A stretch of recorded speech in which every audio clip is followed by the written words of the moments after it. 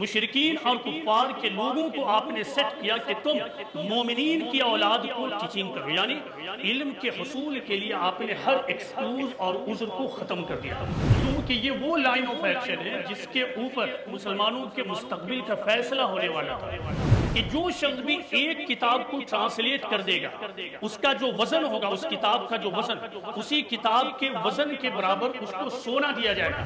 شعور اس وقت تک بیدار نہیں ہوتا ہے جب تک کہ آدمی کے پاس علم نہیں بلکہ گہرا علم موجود نہ ہو۔ پوری ہیومن ہسٹری میں پہلی مرتبہ ہوا تھا کہ ایک ایسا ادارہ قائم کیا جائے جس میں کالج اور یونیورسٹی بھی ہو، لائبریری بھی ہو، ٹرانسلیشن سینٹر بھی ہو، یہ سب کچھ ایک مقام پر موجود ہو۔ یعنی جو آدمی علم کے لیے سفر کرتا ہے تو پھر اللہ تعالیٰ ایسے شخص کو جنت کے راستوں میں سے کسی ایک راستے کا بھی مسافر بنا دیتا ہے۔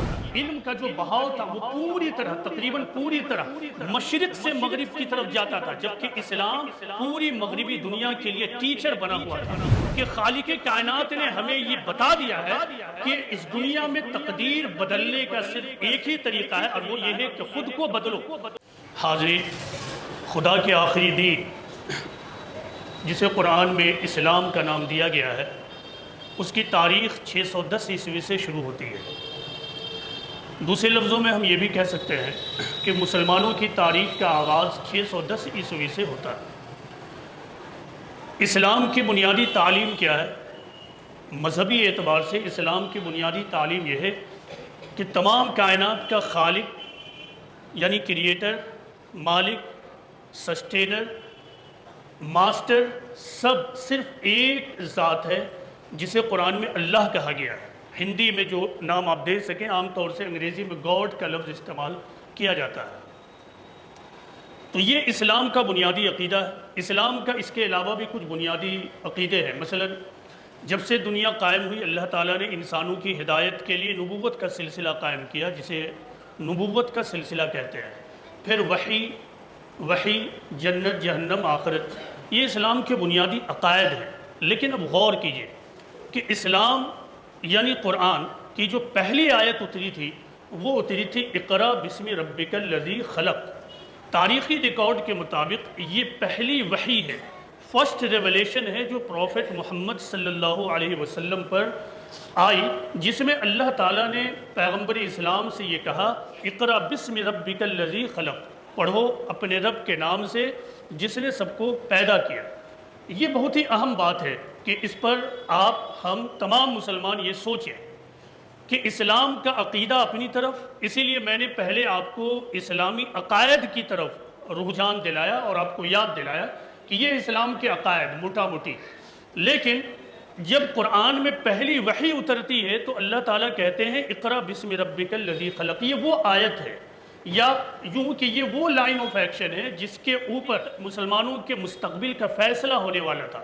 مسلمانوں کی تقدیر اللہ تعالیٰ نے اس پر لکھ دی تھی کہ پڑھو اور پڑھ کر اب آگے بڑھو۔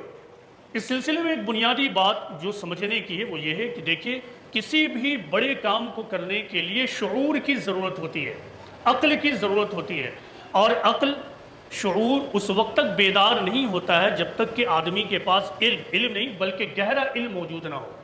جس گروپ کے پاس بھیڑ تو موجود ہو لیکن ان کے پاس عقل موجود نہ ہو، شعور موجود نہ ہو، تو وہ کچھ بھی نہیں کر سکتے ہیں۔ لہٰذا اللہ جس نے تمام انسانیت کو پیدا کیا تھا، اس کو تو معلوم تھا کہ صرف بھیڑ کو لے کر کوئی بڑا کام نہیں کیا جا سکتا ہے، نہ تو دینی اعتبار سے اور نہ دنیاوی اعتبار سے۔ یہی وجہ ہے کہ جب اللہ تعالیٰ نے اپنے آخری رسول کو بھیجا تو آخری رسول کے پاس جو پہلی وحی بھیجی وہ نہ تو وحدانیت کے بارے میں تھی، نہ رسالت کے بارے میں تھی، نہ آخرت کے بارے میں تھی، نہ جنت اور جہنم کے بارے میں تھی، ان میں سے کچھ بھی نہیں تھا، بلکہ سادہ طور سے یہ کہا کہ اے نبی پڑھو اپنے رب کے نام سے۔ اس میں ایک بات اور اہم ہے کہ پیغمبر اسلام محمد صلی اللہ علیہ وسلم کے بارے میں یہ بات بھی سیرت نگار نے لکھا ہے کہ جو رائج علوم تھا اس اعتبار سے آپ پڑھے لکھے نہیں تھے، آپ کی حیثیت ایک امی کی تھی۔ نو ڈاؤٹ آپ ایک وائز، دانشمند، بہت ہی غور و فکر اور تدبر کرنے والی ہستی تھے، لیکن آپ عام معنوں میں پڑھے لکھے انسان نہیں تھے۔ اب یہاں پر ایک نقطہ اور بھی ایڈ کر لیجئے کہ اللہ تعالیٰ ایک ایسی ہستی سے کہہ رہا پہلے ہی دن کی پڑھو جس کو خود پڑھنا لکھنا نہیں آتا ہے، اور روایت میں بخاری کی یہ بات بھی آتی ہے کہ پیغمبر اسلام نے جب انکار کیا کہ میں پڑھنا نہیں جانتا ہوں تو حضرت جبرائیل نے کہا نہیں پڑھو، پھر انکار ہوا، پھر کہا نہیں پڑھو، پڑھنا ہے۔ اور اس کے بعد بہت سارے واقعات ہیں جو حدیث کی کتابوں میں موجود ہیں، وہاں نہیں جانا، لیکن آپ سوچئے کہ ایک ایسا دین جو خالص وحدانیت، رسالت اور آخرت پر مبنی ہے، اس دین کا آغاز، اس مذہب کا آغاز، اس دھرم کا آغاز اس کے خالق نے، اس کے مالک نے اقرا کے لفظ سے کیا ہے۔ پیغمبر اسلام نے اسی لفظ کے ساتھ اور اسی تعلیم کے ساتھ اپنے مشن کو شروع کر دیا، مکہ میں 610 عیسوی میں اپنے مشن کو جاری کیا، اور جو لوگ آپ سے متاثر ہوتے، پربھاوت ہوتے، ان کو آپ ایکسپلوائٹ نہیں کرتے تھے کہ اب نکلو، ہجوم نکالنا ہے، بھیڑ لگانا، ایسا کچھ بھی نہیں، بلکہ آپ روکتے تھے، رک جاؤ، تھم جاؤ، صبر کر لو، برداشت کر لو، پڑھو۔ اور پیغمبر اسلام نے پہلے ہی زمانے سے لوگوں کا رجحان پڑھنے پڑھانے کا بنا دیا، سوچنے کا بنا دیا۔ جہاں کوئی جوش میں کام لے آپ ہاتھ پکڑ لیتے۔ ابو بکر نے ایک بار کہا اللہ کے رسول اجازت دیجئے، ہمیں لڑنا ہے، وہ ہم حق پر ہیں، ہمیں لڑنا ہے۔ اللہ کے رسول نے کہا نہیں، رک جاؤ۔ ایک وقت آیا جب لوگ 40 کی تعداد میں ہو گئے، حضرت عمر نے اجازت مانگی، رسول اللہ نے کہا نہیں، رک جاؤ، ہمیں اس کا یہ سب نہیں کرنا ہے۔ اس طرح 13 سال تک آپ نے اپنے لوگوں کو پوری طرح محفوظ رکھا، سوائے اس کے کہ وہ خود فریق ثانی کی طرف سے جارحیت ہوتی، آفینس ہوتا، جو کچھ ہوا ان کی طرف سے، پیغمبر اسلام نے اپنی طرف سے کچھ بھی نہیں کیا۔ یہاں تک کہ 13 سال تو آپ نے دفاع بھی نہیں کیا، اپنا ڈیفنس بھی نہیں کیا، کیونکہ آپ جانتے تھے کہ ہم تھوڑے ہیں، ہم کمزور ہیں۔ اگر ہم جائز طور سے حق پر رہتے ہوئے بھی اگر ڈیفنس کے لیے بھی ہم نکلتے ہیں، ہجوم لگاتے ہیں، تو پھر اس کا نتیجہ ایک ہی ہوگا، فریق ثانی اور برہم ہوگا، دشمنیاں اور بڑھیں گی، اور جو لوگ مٹھی بھر اکٹھا ہوئے ہیں، جو کمزور لوگ، وہ بھی بکھرنا شروع ہو جائیں گے یا مارے جائیں گے، یا پھر ان کا اتنا نقصان ہو جائے گا جانی اور مالی کہ دوبارہ وہ ہمت نہیں کریں گے کہ وہ اٹھیں اور کوئی تعمیری رول پلے کر سکے۔ لہٰذا 13 سال تک پیغمبر اسلام نے اپنے لوگوں کو بالکل سمیٹ کر رکھا، اور جب فریق ثانی نے انتہا کر دی تو آپ نے اپنے لوگوں کو خاموشی سے اعلان کیا کہ مکہ سے نکل جاؤ، گھر بار، تجارت، بزنس، وقت، فلانا ڈھمکانا سب چھوڑ دو، نکل جاؤ۔ کیوں؟ کیونکہ جان کی قیمت ہوتی ہے۔ جب جان بچے گی، جب مال بچے گا، جب وسائل بچیں گے تو تم دنیا میں کوئی بھی بڑا کام کر سکو گے، لیکن جب جان نہ بچے، جب تجارت نہ بچے، جب وسائل یوں ہی ضائع ہو جائیں تو پھر دنیا میں تم کوئی بھی بڑا کام کرنے کے لائق نہیں بچو گے۔ لہٰذا آپ نے کہا کہ اب تم یہاں سے نکل چلو۔ پیغمبر اسلام خود نکلنے سے پہلے، یہاں ایک بات اور امپورٹنٹ ہے کہ پیغمبر اسلام نے خود کو مکہ سے نکالنے سے پہلے اپنے لوگوں کو نکالا۔ ایسا نہیں کیا کہ آپ نکل گئے اپنے لوگوں کو، اپنی فیملی کو لے کر، اور لوگوں سے کہا کہ پیچھے فالو کر لو، نہیں، بلکہ آپ نے اپنے لوگوں کو کہا، ایک بڑی تعداد کو آپ نے اپنے سے پہلے ہی نکال دیا کہ تم لوگ یہاں سے نکل جاؤ، تاکہ فریق ثانی سمجھے کہ محمد تو یہی ہیں، سارے لوگ یہی ہوں گے۔ لوگ خاموشی سے نکل کر حبش کی طرف چلے گئے، پھر فائنلی آپ بھی نکلے اور مدینہ پہنچے۔ اسی واقعے کو ہجرت کہتے ہیں۔ جب آپ مدینہ پہنچے، اب یہ بھی نوٹ کیجئے کہ مکہ کی صورتحال آپ مطالعہ کیجئے، کتنی نگیٹیوٹی تھی، کتنا نقصان پہنچایا گیا، سب کچھ لوٹ لیا گیا، گھر بار، وطن، تجارت، آپ کے اوقاف، سب کچھ لوٹ گیا۔ لیکن جب مدینہ آپ پہنچتے ہیں تو آپ نے ان میں سے کسی بھی چیز کا ذکر نہیں کیا۔ مدینہ پہنچنے کے بعد پھر دوبارہ آپ نے لوگوں کو پازیٹیو نوٹ پر اٹھانا شروع کیا، بالکل پازیٹیو ٹیچنگ۔ لوگوں اٹھو، اللہ سے ڈرو، اور اگر تم سے ہو سکے تو ایک کھجور کے پتے کے ذریعہ بھی اپنے آپ کو اس عذاب سے بچاؤ جو عذاب تمہارے اوپر آنے والا۔ اور یہاں سے آپ نے اپنے مشن کا مدینہ میں اثرنو آغاز کر دیا۔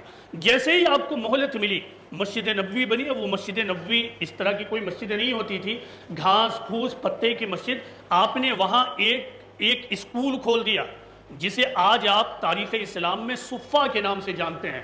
یعنی مدینہ میں جیسے ہی آپ کو تھوڑا سا ہی اطمینان مل گیا، آپ نے مدینہ میں فرسٹ اسکول اسٹیبلش کر دیا، اور یہ کہاں؟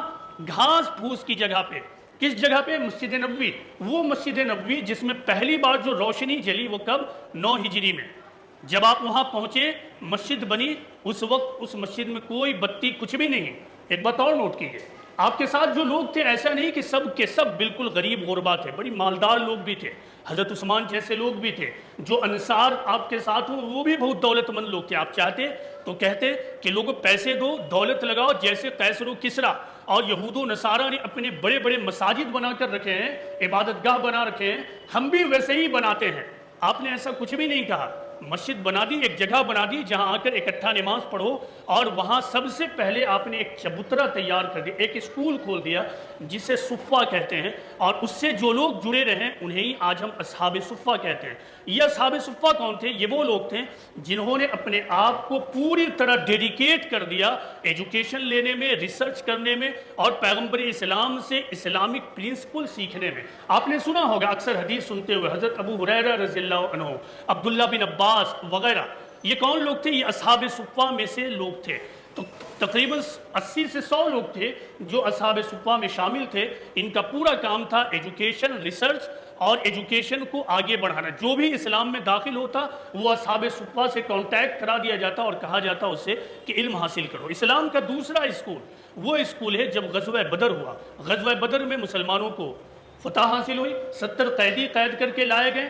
اس وقت آپ نے ان قیدیوں پر سزا کیا ہو؟ اب دیکھ لیجئے کہ 13 سال تک آپ کو مجبور کیا گیا، یہ سارے لوگ دشمن تھے، ان کو آپ سزائے موت بھی سنا سکتے تھے، لیکن کافی ڈسکشن ہوا کہ ان کو سزا کیا سنائی جائے۔ بالآخر یہ طے ہوا کہ یہ جو 70 لوگ ہیں مکہ کے قیدی، ان کو کہا جائے کہ تم مدینہ کے بچوں کو پڑھاؤ، ہر قیدی 10 بچوں کو پڑھائے گا، اور جب وہ پڑھا دے گا تو پھر وہی اس کی رہائی کے لیے ذریعہ بن جائے گا، وہی گارنٹی بن جائے گی۔ اب نوٹ کیجئے، نوٹ یہ کیجئے کہ یہ وہ لوگ تھے جو مشرکین اور کفار کے صفوں میں تھے۔ مشرکین اور کفار کے لوگوں کو آپ نے سیٹ کیا کہ تم مومنین کی اولاد کو ٹیچنگ کرو، یعنی علم کے حصول کے لیے آپ نے ہر ایکسکیوز اور عذر کو ختم کر دیا۔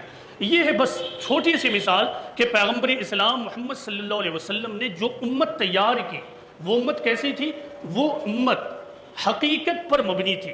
اس کو معلوم تھا کہ اس دنیا میں کامیابی کا راز کیا ہے، اس کو معلوم تھا کہ اس دنیا میں مطالبات، احتجاج، پروٹیسٹ اور بھیڑ لگانے سے کسی قوم کو کبھی کامیابی حاصل نہیں ہوتی ہے۔ اگر تمہارے پاس علم نہیں ہے، اگر تمہارے پاس گیان نہیں ہے، اگر تمہاری معاشیات کمزور ہے، اقتصادیات کمزور ہے، تو تمہاری حیثیت مویشی کے جیسے بھیڑ کی ہے، اس سے زیادہ کچھ بھی نہیں ہے۔ اگر تم حالات کو بدلنا چاہتے ہو تو پھر اپنی اس پوزیشن کو اور ان حالات کو بدل دو۔ پیغمبر اسلام محمد صلی اللہ علیہ وسلم نے یہ مائنڈ سیٹ دیا۔ پیغمبر اسلام کے بعد خلفائے راشدین کا دور آیا۔ تمام افراتفری کے باوجود ان لوگوں نے اس بات کا کامل اہتمام کیا کہ ایجوکیشن کو عام کیا جائے۔ اس کے بعد اموی سلطنت کا دور آیا، لائبریری کھولنا، چھوٹے چھوٹے اسکول کھولنا، یہ بالکل عام بات تھی۔ وہ جہاں جاتے اسکول کھولتے، لائبریریز کو اسٹیبلش کرتے۔ یہ اموی دور میں بھی ہوا۔ اس کے بعد عباسی دور آیا۔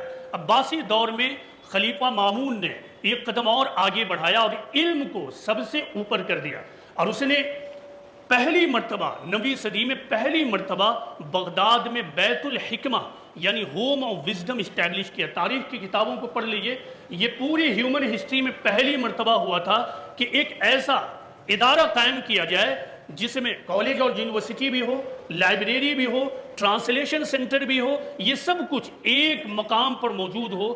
اس کا نام تھا، تاریخ میں اس کا نام ہوم آف وزڈم یا بیت الحکمہ آتا ہے۔ اس کے بعد اس نے پوری دنیا کے اسکالرز کو دعوت دے دی کہ تم لوگ یہاں آؤ اور علم کو آگے بڑھاؤ۔ اور خلیفہ مامون نے اس بات کو مشہور کیا کہ جو شخص بھی ایک کتاب کو ٹرانسلیٹ کر دے گا، اس کا جو وزن ہوگا، اس کتاب کا جو وزن، اسی کتاب کے وزن کے برابر اس کو سونا دیا جائے گا۔ یہ انعام اس نے مقرر کر دیا، اور اس طرح پوری دنیا سے اسکالرز جمع ہونے لگے اس ایک مقام پر، یعنی بغداد کے ہاؤس آف وزڈم میں یا ہوم آف وزڈم میں۔ یہ سارے لوگ وہاں جمع ہونے لگے، اور پھر سائنس نے ایک نیا دور شروع کیا۔ یہ مسلمان ہیں جس نے ماڈرن سائنس کی بنیاد ہی نہیں ڈالی، بلکہ اس کو اس مقام پر پہنچایا جہاں پر یوروپ کے لیے یہ ممکن ہوا کہ یوروپ کے اندر رینیسنس پیدا ہو۔ یہ کسی مسلمان کی بات نہیں ہے۔ آپ نے سنا ہوگا جو نوجوان اسکول کالج میں پڑھتے ہوں گے ان کو یوروپ کا نشاط ثانیہ پڑھایا گیا ہوگا، انگریزی میں بولتے ہیں رینیسنس۔ تو یہ جو رینیسنس ہے، تمام مورخین نے اس کو ایکسپٹ کیا ہے کہ یہ دراصل عربوں کا کنٹریبیوشن تھا۔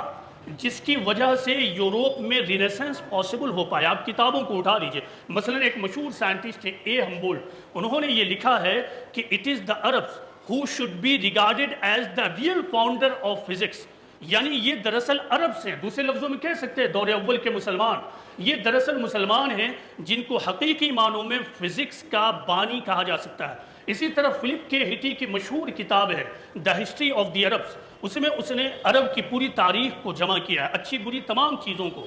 اس کتاب میں اس نے یہ لکھا ہے کہ no people in the Middle Ages contributed to human progress so much as did Arabians and Arabic speaking people، یعنی مڈل ایجز میں یعنی درمیانی تاریخ کا جو دور، اس دور میں کسی بھی قوم نے انسانی ترقی میں اتنا بڑا کنٹریبیوشن نہیں دیا ہے جتنا عربوں نے اور عربی بولنے والوں نے دیا ہے۔ اسی طرح کچھ ہی دن پہلے ایک کتاب چھپی ہے اسلامی تاریخ کے اوپر جس کا نام ہے دا کیمبرج ہسٹری آف اسلام، یہ 4 والیوم میں یہ کتاب تیار ہوئی ہے۔ اس کے دوسرے والیوم کے پارٹ بی میں اسلام کی تاریخ کو پوری طرح ریکارڈ کیا گیا، اسلام کی تاریخ، اسلام کا کنٹریبیوشن، اس کا عنوان ہے literary impact of Islam on modern west, یعنی جدید مغربی دنیا پر اسلام کا علمی اور تہذیبی تعاون اور کنٹریبیوشن اور اثر۔ اس میں جو باتیں لکھی گئی ہیں ان میں سے ایک بات یہ لکھی گئی ہے کہ during middle ages the trend was almost entirely from east to west when Islam acted as the teacher of the west، یعنی مڈل ایجز میں، درمیانی مدت میں جو ٹرینڈ تھا، علم کا جو بہاؤ تھا، وہ تقریباً پوری طرح مشرق سے مغرب کی طرف جاتا تھا، جبکہ اسلام پوری مغربی دنیا کے لیے ٹیچر بنا ہوا تھا۔ یہ اسلام کی حیثیت، یہ میں نے صرف چند مثالیں پیش کی جس سے آپ کو اندازہ ہوگا کہ وہ تاریخ جس پر آج آپ کے مقررین خوب گرج کر تقریریں کرتے ہیں اور شعلہ بیانی کرتے ہیں، وہ بات نکلی کہاں سے ہے؟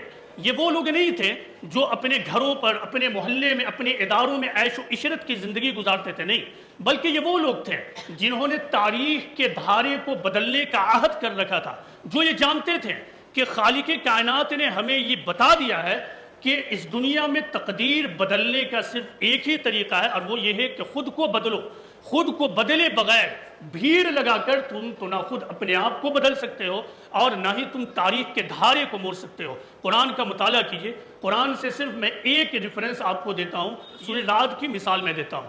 سورہ رعد، یہ میں بتا رہا ہوں کہ آپ بھی گھروں پر جا کر پڑھیے۔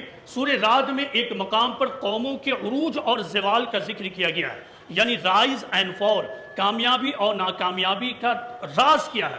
اللہ تعالیٰ کہتے ہیں کہ لہو معقبات من بین یدیہ ومن خلفہ یحفظونہ من امر اللہ، ہر شخص کے آگے اور پیچھے اللہ تعالیٰ نے ایک نگراں مقرر کر رکھا ہے جو اللہ کے حکم سے اس کی دیکھ بھال کر رہے ہیں۔ آگے اللہ تعالیٰ کہتے ہیں، یہ بڑی مشہور آیت ہے، آپ کے مقررین اکثر بیان کرتے ہیں، ان اللہ لا یغیر ما بقوم حتی یغیروا ما بانفسہم، اللہ کسی قوم کی حالت کو اس وقت تک نہیں بدلتا ہے جب تک کہ وہ اس کو نہ بدل ڈالے جو اس کے جی میں ہے۔ ما بقوم ما بانفسہم، یعنی کسی قوم کی حالت اس وقت بدلتی ہے جب اس کے افراد اس چیز کو بدلنا شروع کر دیں جو ان کے جی میں ہے۔ اور اللہ تعالیٰ کہتے ہیں کہ جب اللہ تعالیٰ ٹھان لے کسی قوم کے اوپر عذاب بھیجنا، آفت بھیجنا، تو پھر کوئی طاقت نہیں ہے جو اس کو روک سکے۔ آپ ہجوم لگا لیجئے، لیکن اللہ نے جب عہد کر رکھا ہو کہ آفت بھیجنی ہے، عذاب بھیجنا ہے، تو وہ عذاب آ کر رہے گا۔ دنیا میں کسی کی بھی طاقت نہیں ہے، کسی لیڈرشپ کی طاقت نہیں ہے کہ وہ خدا کے عذاب کو روک سکے۔ یہ خدا کا قانون کہ جب کسی قوم کے افراد، قوم کو بھیڑ کو کہتے ہیں، سادہ زبان میں قوم بھیڑ کو کہتے ہیں، لیکن بھیڑ بنتی کس سے ہے؟ بھیڑ فرد سے بنتی ہے، 1 2 3 4 لوگوں سے بنتی ہے۔ تو جب کسی قوم اور بھیڑ کے افراد یعنی ایک ویکتی اپنے آپ کو بدلنا شروع کر دیں تو پھر وہیں سے قوم کی حالت بدلتی ہے۔ قوم کی حالت قوم کو بدلنے سے نہیں ہوتی ہے، قوم کی حالت اس وقت نہیں بدلتی جب آپ حکومتوں کو بدل دیں، جب آپ اقتدار کو چیلنج دینے لگیں، جب آپ اقتدار کے سامنے مقابلہ آرائی کرنے کے لیے کھڑے ہو جائیں۔